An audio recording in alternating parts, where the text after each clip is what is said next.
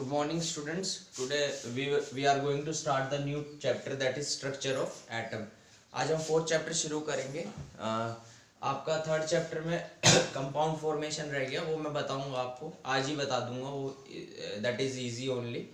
पहले लेकिन हम इसका आज इंट्रोडक्शन कर लेते हैं. स्ट्रक्चर ऑफ एटम पहले बात कर लेते हैं. All about atom. एटम के बारे में थोड़ी सी बात कर लेते हैं. आपको पता है जो एटम है किस शेप में रहता है? जो एटम की शेप है वो क्या है? स्फेरिकल. स्फेरिकल शेप रहती है, सभी को पता है, कोई डाउट इसके अंदर? हाँ, इसी तरीके से अब हम बात कर लेते हैं. हमने स्टेटमेंट के थ्रू क्या जाना था? Atom is the smallest indivisible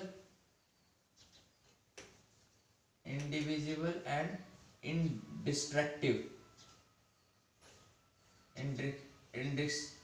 indivisible और मतलब इनडिस्क्रिप्टिबल, मतलब कहने का मतलब है कि ये इनडिस्ट्रक्टेबल है, मतलब टूट नहीं सकता. Indivisible and invisible, naked eye से नहीं देख सकते. And invisible part of an element कह सकते हैं. देखो इस चीज को ढंग से समझना. अब तक डेफिनेशन में थी.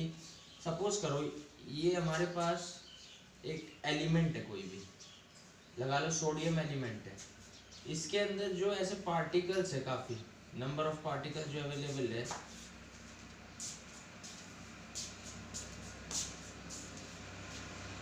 इस तरीके से number of particles in terms of properties of each particles. देखो स्मॉलेस्ट यूनिट एटम है, किसी भी एलिमेंट की स्मॉलेस्ट यूनिट एटम है. क्यों बोली जाती है? लेकिन एटम के अंदर तो इलेक्ट्रॉन भी होते हैं, प्रोटॉन भी होते हैं, न्यूट्रॉन भी होते हैं. ठीक है, इलेक्ट्रॉन भी होते हैं, प्रोटॉन भी होते हैं, न्यूट्रॉन. लेकिन these don't show the chemical properties which the sodium exhibits. ये जो पार्टिकल्स है, ये इलेक्ट्रॉन, प्रोटॉन, न्यूट्रॉन, ये सोडियम की जो प्रॉपर्टीज है वो नहीं दिखाएंगे. सोडियम की प्रॉपर्टी, जो सोडियम के नंबर ऑफ एटम से एक सोडियम एटम बनता, मतलब पार्टिकल, छोटे छोटे पार्टिकल से जो एक सोडियम एटम बन रहा है वो दिखाएंगे. ठीक है, ये प्रॉपर्टी सोडियम की. समझे चीज? ये तो होता है आपका एटम. तो एटम किस शेप में होता है? स्फेरिकल शेप में. कोई डाउट इसके अंदर? अब थोड़ा सा आप जान लो दूसरी चीज. चले आगे, एक मिनट. अब मैंने आपसे इस चीज की बात की है.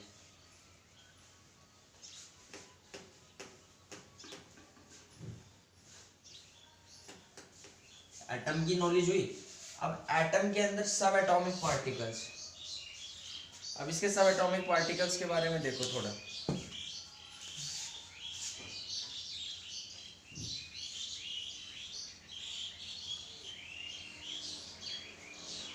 इनमें सब एटॉमिक पार्टिकल्स आपके तीन होते हैं. एक तो आपका है इलेक्ट्रॉन, एक आपका है प्रोटॉन और एक आपका है न्यूट्रॉन. ठीक है, इलेक्ट्रॉन है, इसका चार्ज कितना होता है? 1.6 इंटू 10 टू पावर माइनस 19. ये क्या है? नेगेटिव.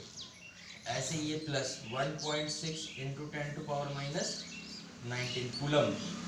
चार्ज की जो एसआई यूनिट होती है दैट इज कूलम. ठीक है, और न्यूट्रॉन का कितना होगा बताओ?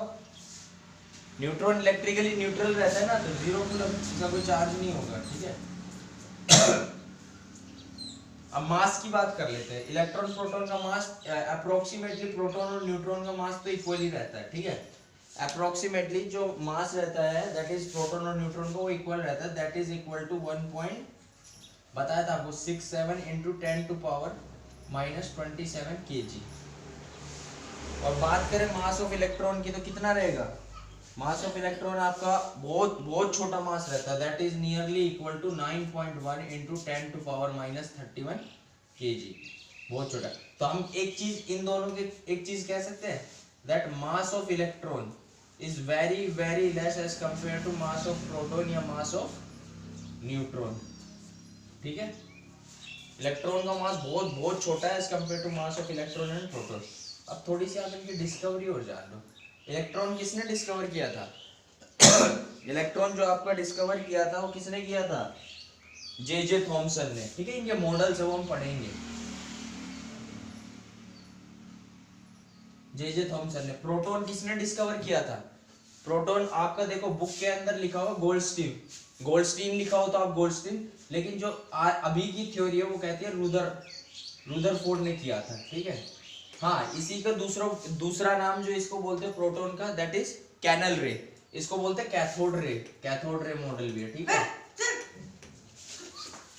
कैथोड रे मॉडल भी है, और आपका इसको बोलते हैं कैनल रे।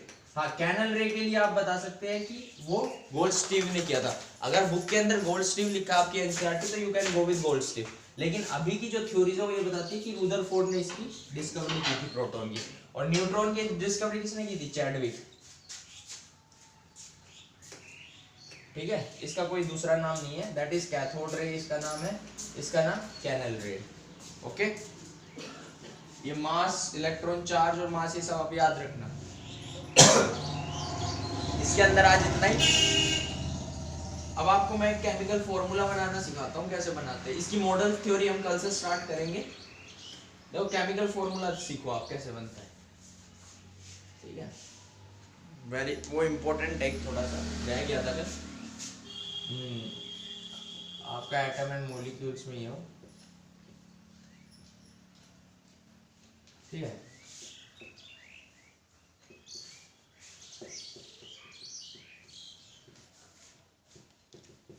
केमिकल फॉर्मूला बनाना सीखो।